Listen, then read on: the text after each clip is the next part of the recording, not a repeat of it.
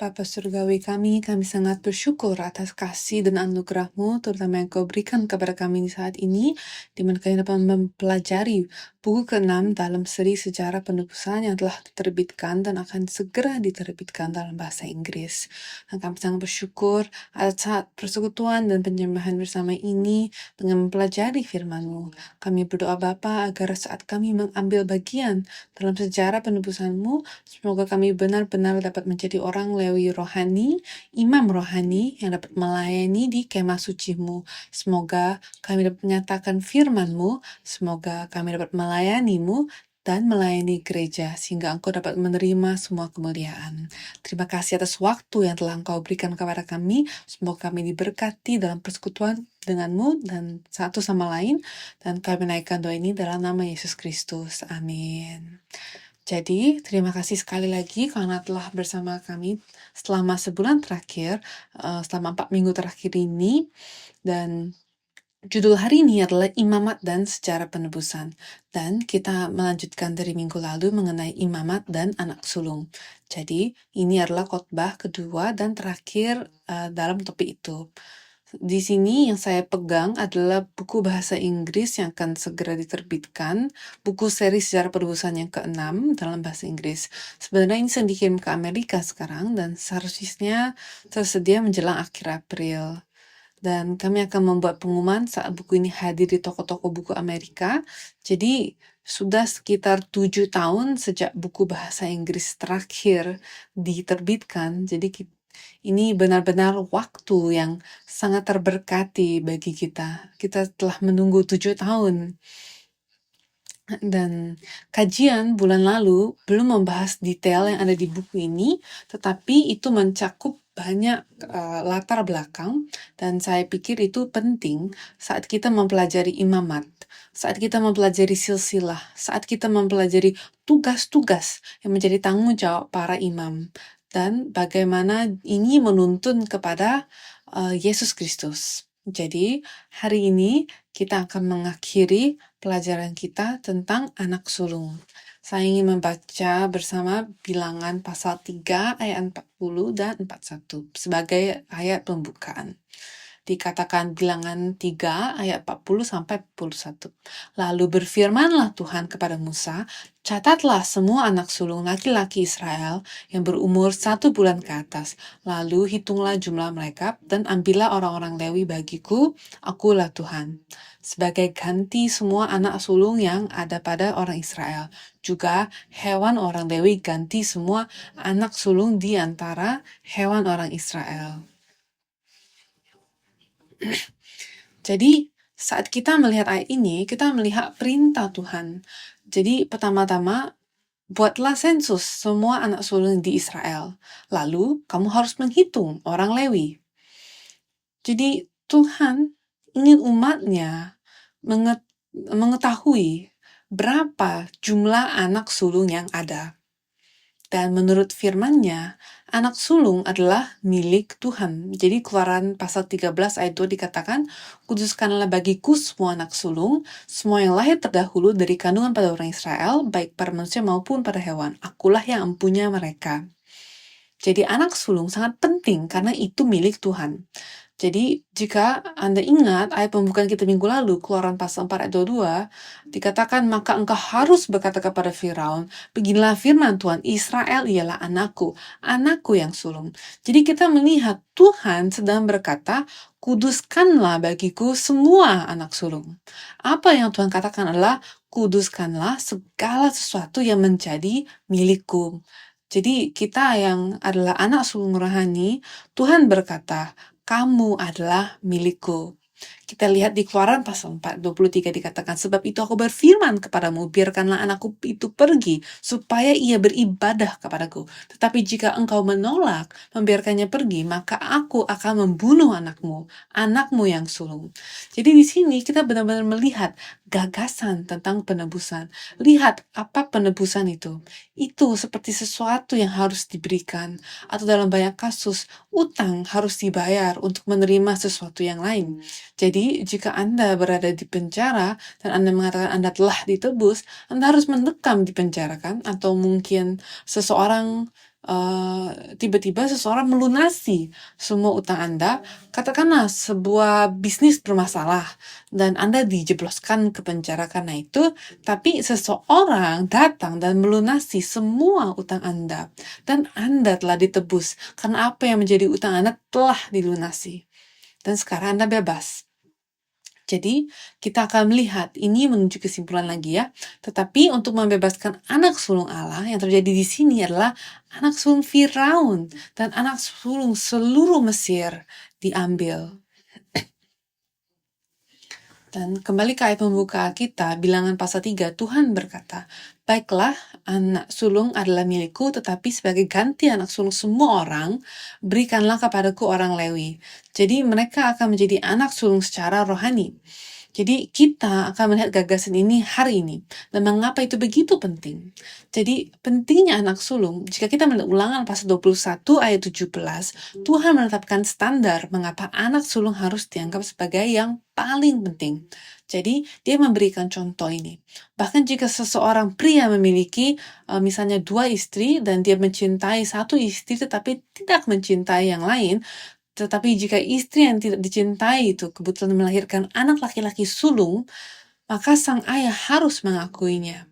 Kita lihat ulangan 21 ayat 17. Tetapi ia harus mengakui anak yang sulung, anak dari istri yang tidak dicintai itu, dengan memberikan kepadanya 2 bagian dari segala kepunyaannya, sebab dialah kegagahannya yang pertama-tama. Dialah yang mempunyai hak kesulungan. Jadi menurut hukum mewaris Israel, anak sulung menerima 2 kali lipat dari setiap anak laki-laki lainnya dalam warisan. Jadi jika seorang ayah misalnya memiliki 100.000 dan dia memiliki misalnya 2 orang putra, maka putra pertama menerima 2 kali lipat. Jadi apa itu? Putra pertamanya sebenarnya menerima 2/3 dari warisan dan putra kedua menerima 1/3 dari warisan. Jadi itulah standar berapa banyak warisan yang diterima oleh anak sulung. Itulah standarnya saat itu. Jadi kita melihat ini dengan kisahnya Yakub. Yakub memiliki seorang istri yang dicintainya, yaitu Rahel, dan adalah istri yang tidak begitu dicintainya, yaitu Lea. Tetapi Lea memberikan anak sulung, dan itu adalah Ruben kan? Tetapi lihatlah apa yang diakui Yakub dalam Kejadian pasal 49 ayat 3. Ruben, engkaulah anak sulungku, kekuatanku, dan permulaan kegagahanku. Engkaulah yang terutama dalam keluhuran, yang terutama dalam kesanggupan. Jadi menurut pengakuan ini, Yakub pun mengakui bahwa Ruben seharusnya menjadi anak sulung yang menerima warisan terbesar. Akan tetapi, jika kita mengetahui kisah Ruben, maka kita tahu bahwa ia tidur dengan Bilha, gundik ayahnya. Ia menodai tempat tidur ayahnya, sehingga ia kehilangan hak anak sulung karena ini. Singkat cerita, dalam perjanjian suluh, Yehuda lah yang menjadi anak sulung menurut silsilah, dan Yusuf menjadi anak sulung perjanjian, dan Ruben kehilangan tempatnya. Akan tetapi, itu tidak mengubah fakta bahwa anak sulung yang sebenarnya adalah awal dari kekuatan sang ayah. Ia seharusnya mewarisi segalanya atau sebagian besar dari apa yang dimiliki sang ayah dan harus meneruskan warisan ayahnya itu. Dan inilah tanggung jawab anak sulung. Anak sulung Allah, kita mengulasnya minggu lalu, tetapi anak sulung Allah dipanggil keluar dari Mesir. Di Keluaran 4 ayat 23 dikatakan, "Sebab itu aku berfirman kepadamu, biarkanlah anakku itu pergi, supaya ia beribadah kepadaku." Anak itu, inilah anak sulung kan? Biarkanlah ia pergi, supaya ia melayani aku. Jadi Hosea 11 ayat 1 juga mengatakan, "Ketika Israel masih muda, kukasihi dia, dan dari Mesir kupanggil anakku itu."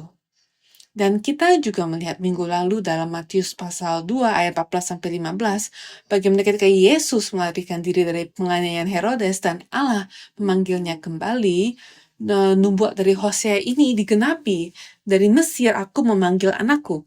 Ini karena Herodes merasa terancam oleh Yesus, karena 3 orang Majus datang untuk mengatakan, kami datang untuk menyembah raja, dan karena itu Herodes ingin menyingkirkan semua potensi dari si raja itu, dari ancaman tersebut.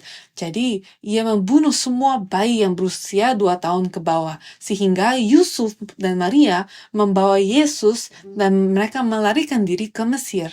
Tetapi kemudian setelah Herodes meninggal, mereka dibawa kembali dari Mesir kan. Jadi ini adalah penggenapan nubuat yang dikatakan Hosea. Dan ini adalah anak sulung Allah yang dipanggil keluar dari Mesir. Tetapi mengapa ia dipanggil keluar dari Mesir? Agar anak dapat melayani Bapa. Jadi kita harus melihat kata melayani ini. Keluaran pasal 4 ayat 23 dikatakan, biarkanlah anakku itu pergi supaya ia beribadah kepadaku. Beribadah kepadaku. Dan dalam bahasa Ibrani, kata ibadah ini adalah abad. Abad. Abad. Dan ini seharusnya menjadi kata yang sangat akrab, di mana kita pernah melihat kata abad ini sebelumnya.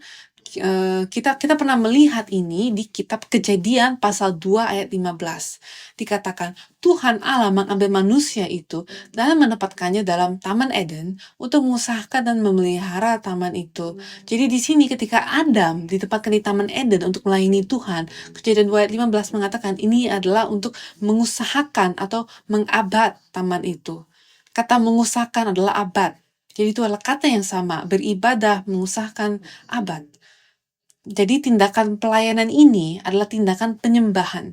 Adam adalah model imam di Taman Eden. Tetapi seperti yang kita ketahui, ia gagal dalam tugas imamnya itu. Tetapi Adam, dalam peran ini, ia adalah anak Tuhan. Dan kita lihat di Keluaran 4:23 lagi, biarkanlah anakku itu pergi supaya ia beribadah kepadaku. Jadi jika Anda melihat ayat kita di layar, di Lukas pasal 3 ayat 38, dikatakan ini adalah silsilah Yesus. Jadi itu dimulai dari Yesus naik sampai ke anak Tuhan. Dan kemudian kita memiliki putra Henok, putra Set, putra Adam, dan Adam disebut apa? Anak Tuhan. Jadi Keluaran 4 dikatakan biarkanlah anakku pergi supaya ia mengabad, melayani aku. Adam, ketika ia ditempatkan di Taman Eden, Tuhan memerintahkannya untuk untuk mengolah tanah itu, untuk melayani di taman itu. Dan Adam adalah putra Tuhan. Tetapi kita tahu bahwa Adam jatuh karena dosa. Dan 1 Korintus pasal 15 ayat 45, apa yang tertulis di situ? Dikatakan, manusia pertama, Adam, menjadi makhluk yang hidup. Tetapi ada yang terakhir, kita tahu ini berbicara tentang Kristus kan?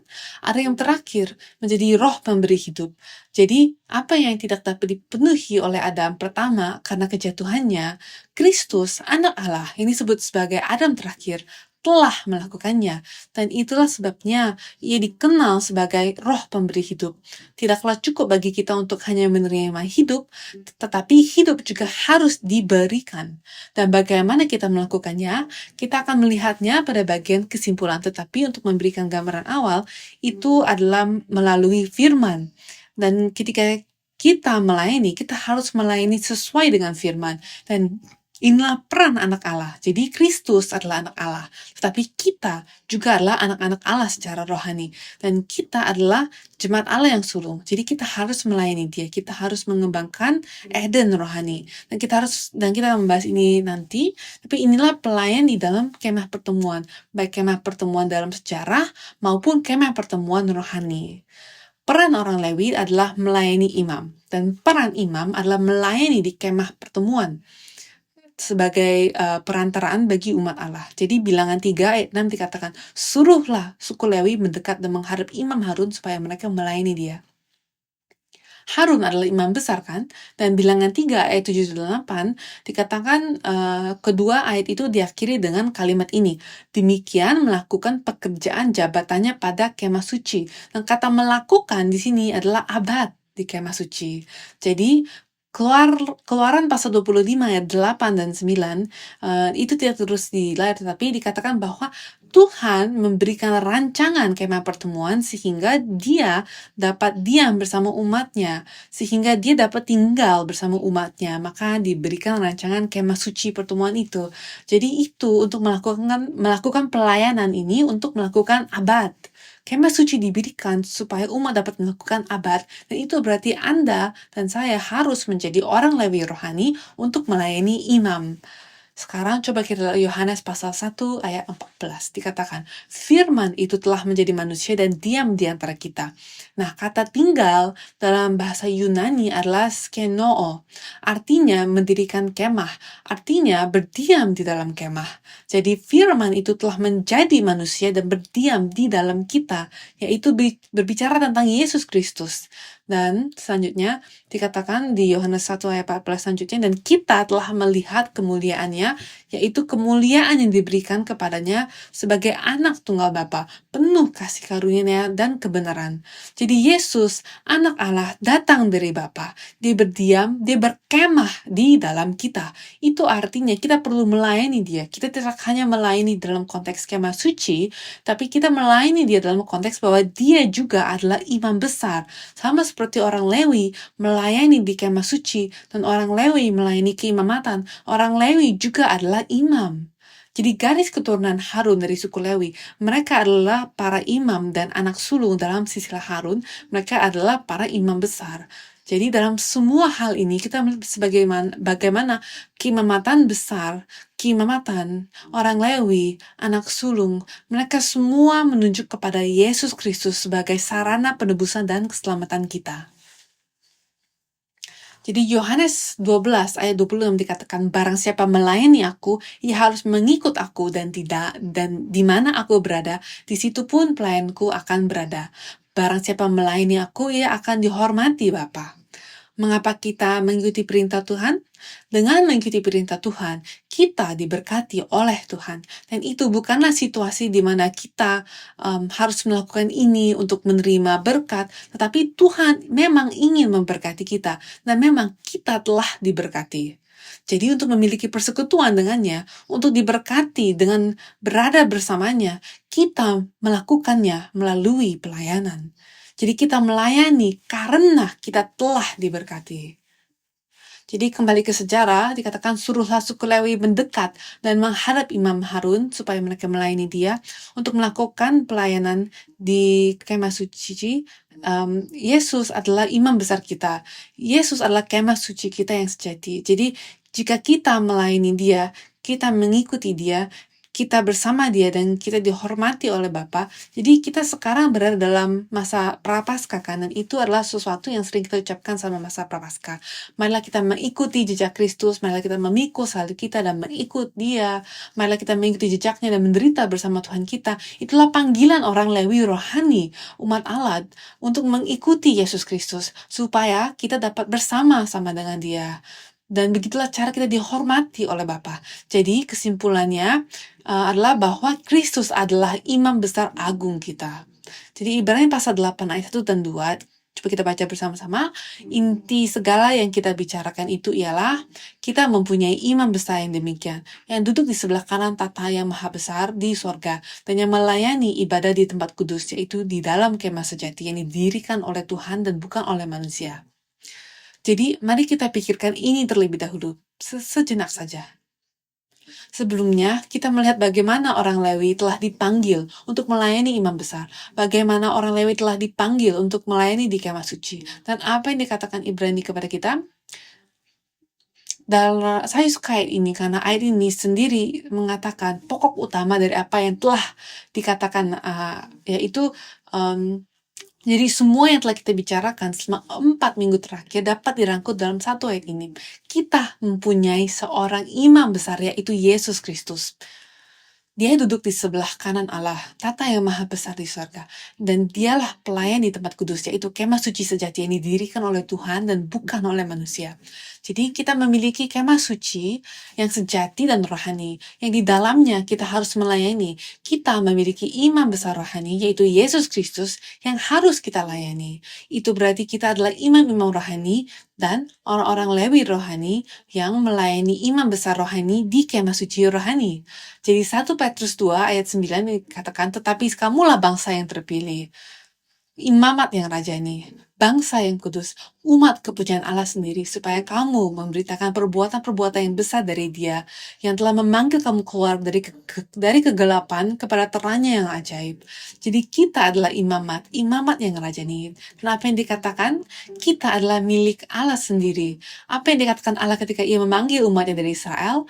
Kamu adalah milikku. Apa yang dikatakan Allah kepada Firaun? Kapan Allah akan membebaskan umatnya?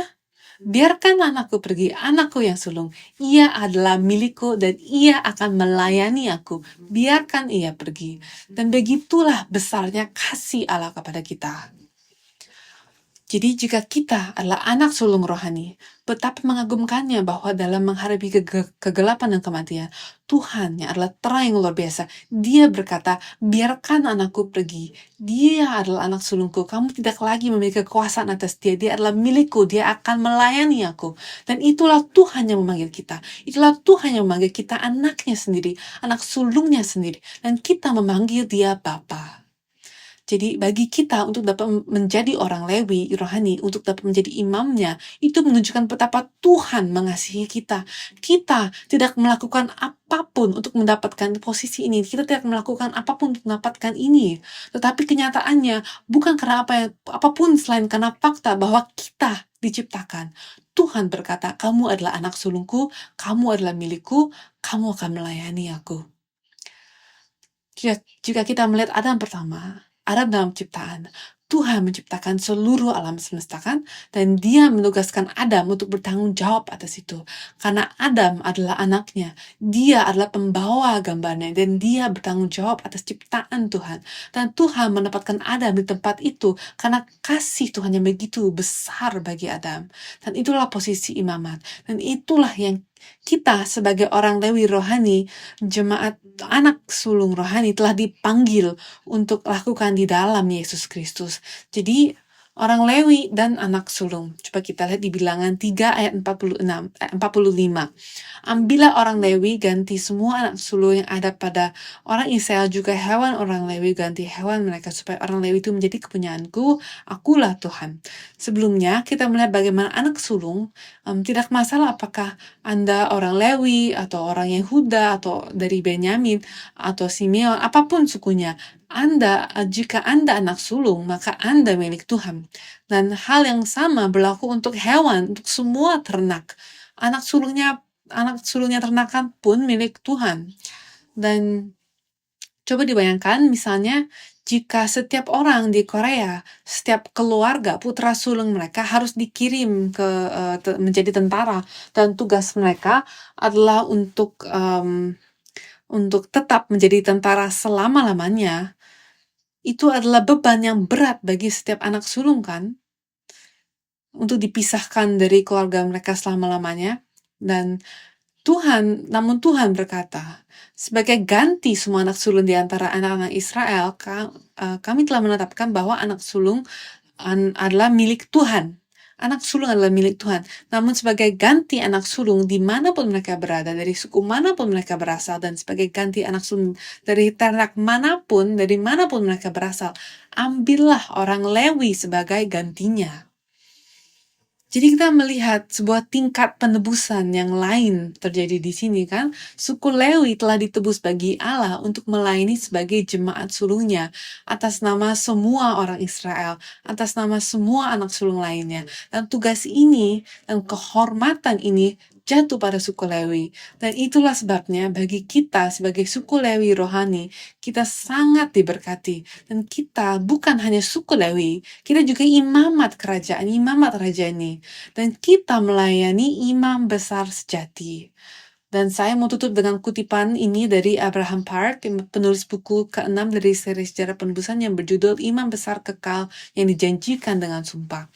Di dalam buku tersebut halaman 125 dia mengutip ini, demikianlah suku Lewi menjadi suatu jemaat anak-anak sulung untuk menggantikan anak-anak sulung Israel. Dan inilah poin pentingnya. Dengan kata lain, mereka sepenuhnya mengabdikan diri untuk pekerjaan penebusan seluruh Israel. Pikirkan tentang ini. Seluruh suku ini mengabdikan diri sepenuhnya untuk menebus seluruh umat Allah. Ini dibahas dalam buku ke-6 dari seri Sejarah Penebusan. Inilah latar belakang keimamatan. Jadi suku Lewi begitu menakjubkan. Di antara suku Lewi ada keturunan Harun yang adalah para imam, dan di antara para imam ada garis keturunan anak sulung yang adalah imam besar. Jadi beberapa mengagumkannya susunan sejarah penebusan Allah ini. Inilah kesimpulan akhirnya. Kristus adalah anak sulung yang sejati, dan memang dia adalah imam besar yang sejati, dan kita adalah miliknya. Kita adalah miliknya. Kolose 1 ayat 18b di bagian akhir dikatakan, ini berbicara tentang Kristus, dikatakan, ialah yang sulung, yang pertama bangkit dari antara orang mati, sehingga ia yang lebih utama dalam segala sesuatu. Jadi, mengatakan bahwa Anda adalah anak sulung berarti Anda telah bangkit dari antara orang mati. Betapa menakjubkannya hal ini. 1 Korintus 15 ayat 20 dikatakan, ayat 20 dan 23, tetapi yang benar ialah bahwa Kristus telah dibangkitkan dari antara orang mati sebagai yang sulung dari antara orang-orang yang telah meninggal. Jadi jelas bahwa Kristus adalah anak yang sulung dari kebangkitan. Dan di ayat 23 dikatakan, tetapi tiap-tiap orang menurut urutannya, Kristus sebagai buah sulung. Sesudah itu, mereka yang menjadi miliknya pada waktu kedatangannya. Jadi Kristus adalah anak tunggal Allah. Dialah yang sulung di antara yang sulung, yang terutama, dan dialah buah sulung dari mereka yang telah dibangkitkan dari antara orang mati. Dan sesudah itu, dari mereka yang menjadi milik Kristus, mereka menjadi miliknya. Dan begitulah cara kita benar-benar masuk ke dalam jemaat anak sulung. Dan apa tugas jemaat anak sulung? Untuk menebus umat Allah. Jadi kita harus melakukan segala upaya kita untuk memberitakan firman Allah.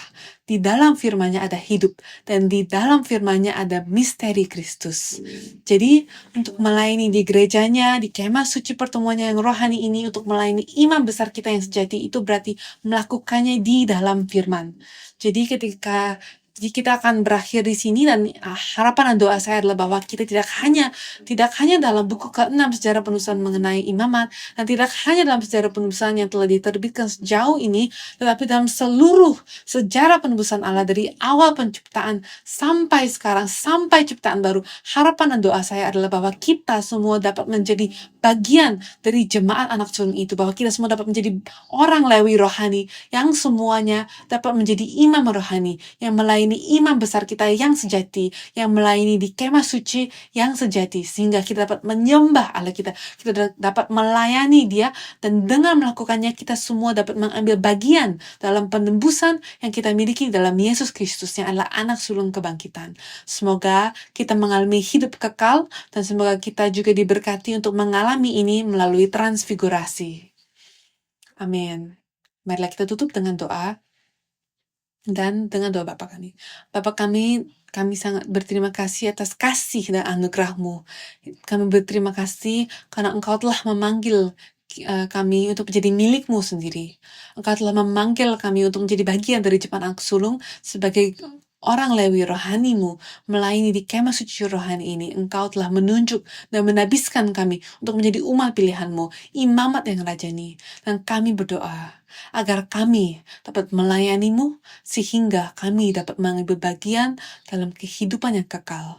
Semoga berkat ini, ya Allah Bapa, semoga Injil ini dinyatakan kepada semua orang di seluruh dunia, sehingga batasan-batasan sejarah penebusan, batasan-batasan kerajaan-Mu dapat meluas sehingga mencakup seluruh ciptaan-Mu, dan agar kami ya Bapa dapat bersekutu dengan-Mu untuk tinggal bersama-Mu di kemah suci-Mu yang sejati, yaitu di dalam Dia, yaitu di dalam surga. Yang kami sangat berterima kasih, dan kami berdoa dalam nama Yesus Kristus dengan ucapan penuh syukur. Amin.